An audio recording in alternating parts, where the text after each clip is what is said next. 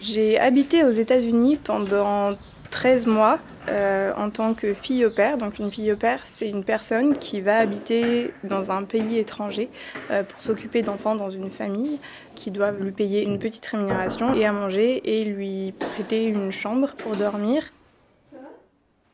Le moment où je me suis sentie le plus seule aux États-Unis, ça a été pour Thanksgiving.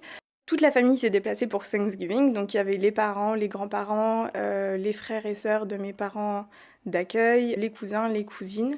Donc Thanksgiving est un jour férié, donc du coup personne ne travaille, c'est pour ça que toute la famille pouvait être présente. Et du coup il y avait moi au milieu de tout ça, et je me suis sentie très très seule ce jour-là.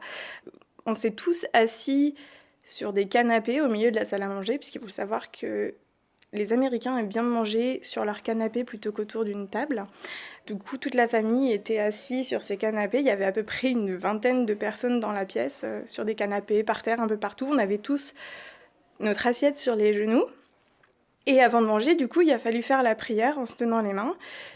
Après avoir fini la prière, il a fallu dire merci pour toutes les choses pour lesquelles on était reconnaissants et reconnaissantes. Et du coup, ils ont tous commencé à remercier la famille d'être présente, à remercier leurs amis d'être présents, à remercier pour la nourriture. Et moi, j'étais toute seule et je pouvais pas remercier pour la famille parce que ma famille n'était pas là. Et du coup, ça a été un moment assez dur pour moi parce que j'étais toute seule, perdue au milieu de toute cette famille. Tout le monde se connaissait et déjà que la barrière de la langue, c'est pas forcément évident quand en plus il y a toute la famille et qu'on est seul. Bon, ça a été un peu triste. J'ai pleuré comme un gros bébé ce jour-là. Après avoir fini de dire merci pour tout ce dont on était reconnaissant, on a commencé à manger. J'ai testé des choses que je n'avais jamais testées.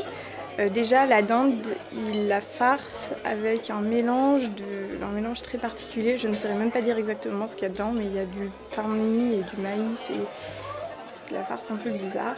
Donc du coup, après qu'on ait fini ce repas, je suis sortie dehors parce que j'avais juste envie de m'aérer l'esprit et de me changer un peu les idées. Ma maman d'accueil est sortie, m'a donné un châle que son église lui avait fait. Et en fait, c'était un châle pour se sentir mieux. C'est son église qui lui avait fait ça. Du coup, elle m'a posé le châle sur les épaules. Et je trouve que c'est un signe assez fort dans ce qui m'a, enfin, dans ce voyage et dans le fait que je me sente seule parce que c'était quand même ma famille du coup, même si je me sentais seule parce que c'était pas ma famille dans laquelle j'ai grandi, c'est quand même ma famille américaine et c'était adorable de sa part de faire ça.